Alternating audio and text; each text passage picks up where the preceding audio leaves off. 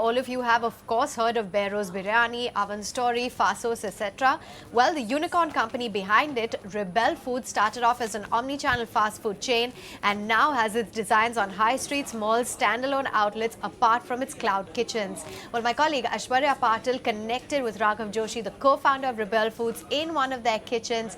Let's take a look as to what the story is and how the company is planning to grow and take on the bigwigs like McDonald's.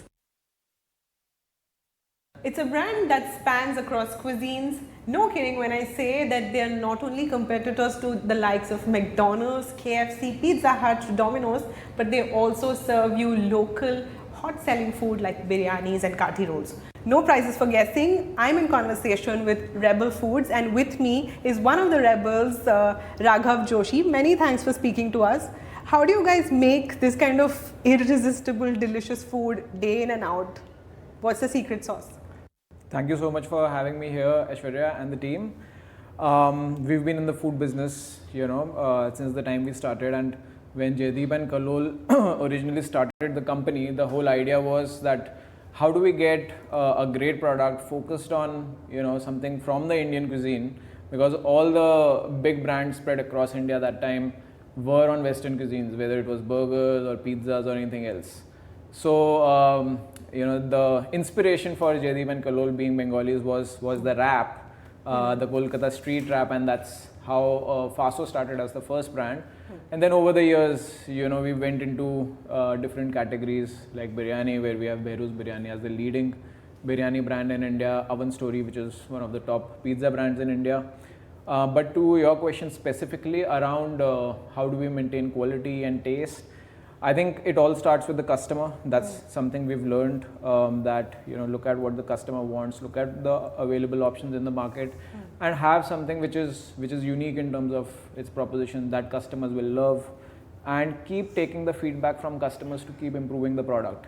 And being 100% delivery focused, or I would say with our omni-channel presence now increasing, with our huge delivery focus, the good thing is that we get all the feedback from customers all the time, because customers place the order digitally, they give you feedback, as compared to dine in or takeaway where you'll not get a lot of feedback. You have the customer phone numbers, you can reach out to them. So a lot of feedback and the whole closed looping of order, customer having it, customer giving feedback, leading to an improved product.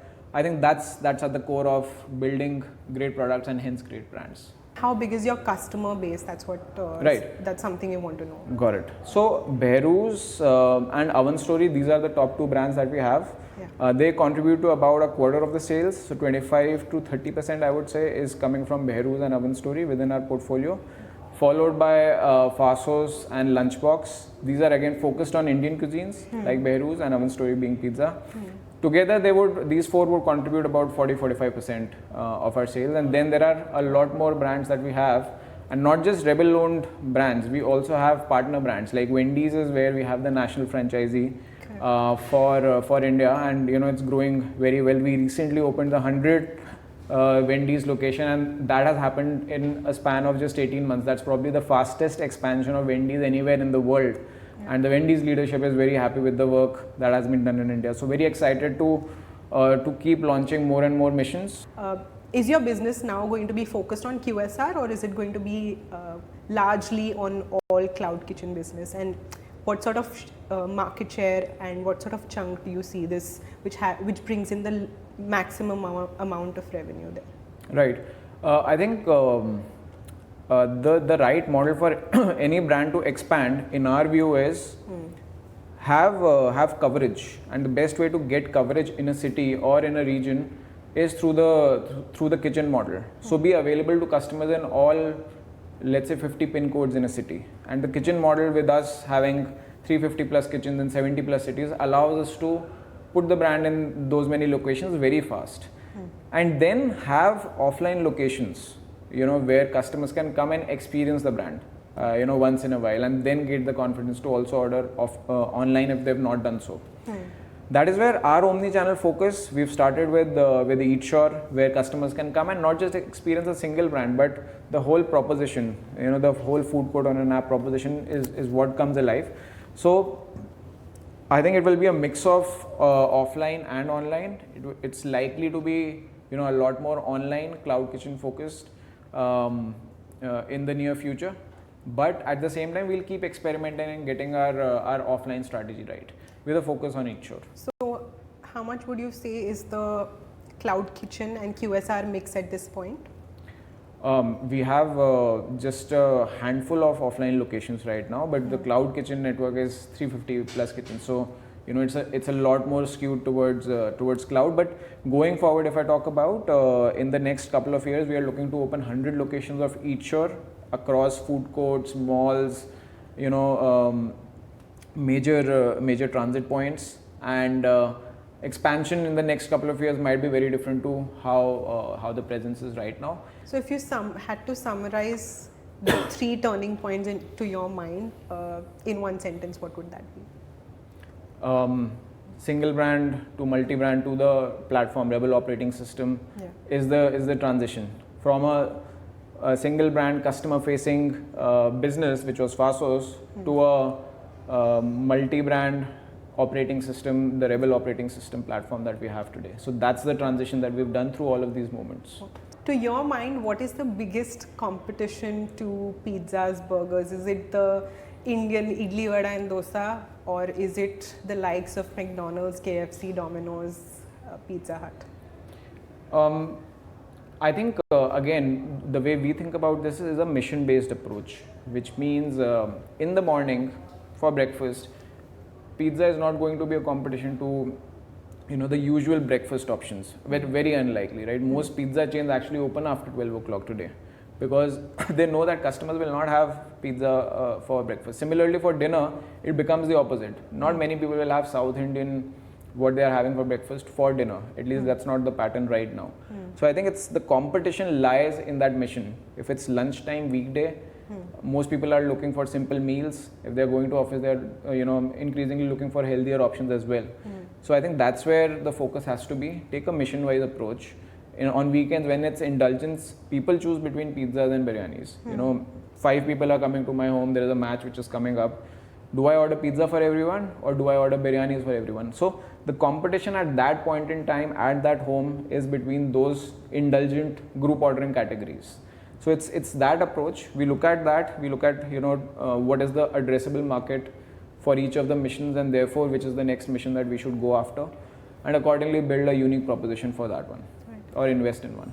What is Rebel Foods' market share at this point currently in terms of all categories, inclusive of kati rolls, pizzas, burgers, etc.? Could you give a perspective on that? I think very hard to put a market share in terms of the total number of deliveries happening in the country versus what we are doing. We are still in 80 plus cities, while, you know, some brands are in 300, 400 plus cities. But I think if we look at a particular pin code, like, you know, at this location, the total number of deliveries which are happening only in this locality, I think we have a early double-digit market share for this location. Similarly, in most of the locations. So I wouldn't have a number, you know, at the back of my hand, but that's what our hunch is. Those are the calculations that we've often done. Right. Let's touch upon the financials and talk about, you know, what kind of revenue run rate you've seen over the years, gross margins, a figure probably you could put on the net profit, and also is the business currently at break-even point, or you give it few more years? Have you timed that? So revenue numbers and related financial information, I would you know, lean upon the team to share based on you know, what's publicly possible for us to share. But in terms of profitability, I can definitely comment that we've already achieved operational level profitability in India, and our international locations are profitable as well. And the only, at a corporate level, the only overheads that we need to cover are you know, our investments in tech and you know, on building for the future. So I think we are largely there. In the next couple of quarters, we are targeting a group level, corporate level profitability. Right. What has been the growth rate like from the inception to now? How has it multiplied over the years? from the inception, we were when we started, we were just in a couple of cities, Bombay and Pune, in 8-10 locations. But I can say that from 2016 till the period of COVID, every year we were, since the time we started going in the cloud business, we were growing 100% every year. During the COVID period, again, there was an initial blip for a few months, but we recovered and we again grew 40 to 50%. And right now also our focus is to keep growing between 30 to 50% per year. It's now $1 billion company. It's got a unicorn status. How is Rebel Foods doing on the capital front? And what's next for Rebel Foods? Yeah, so we achieved the so-called unicorn status in October 2021. Right now with profitability at a group level just around the corner, as I mentioned, it's not that we have any dearth of capital. We have enough capital to keep growing from here on. So we are very financially stable. There is no issue around that. Even for growth as well, we are well capitalized. So not a problem there at all. Enough to sustain Absolutely, how many years? absolutely. How many years enough to sustain that? I mean forever, because we are going to be profitable very soon. Okay. Any range you could give us in terms of profitability right now? So we are, as I said, we are very close to break even, and by in the next couple of quarters, by December or around that time, we are looking at 2024? 2023 December. 2020. Oh, great. Just next couple of quarters. That's a great number. What do you think is the strategic way or system for Rebel Foods to continue going forward? Many unicorn companies or startups who have reached the unicorn status have been approached by conglomerates, or they usually go for an IPO is something that's there on their cards. What do you think is the right way for Rebel Foods going forward? A huge opportunity. So I see us, at least for the foreseeable future, continue to get our proposition better and better, and continue our growth in terms of where that capital might come from another investment or from through an IPO. I think that's something for us to discover based on how the market conditions evolve. As I said, once we are profitable, we'll have cash coming to further our growth anyway. Yeah. And we'll take the calls based on the market situation, whether to go for an IPO, in the next couple of years, or depending on the situation, really. But I think it's the focus is really on continue to build what we are doing, and definitely not something that another conglomerate or somebody.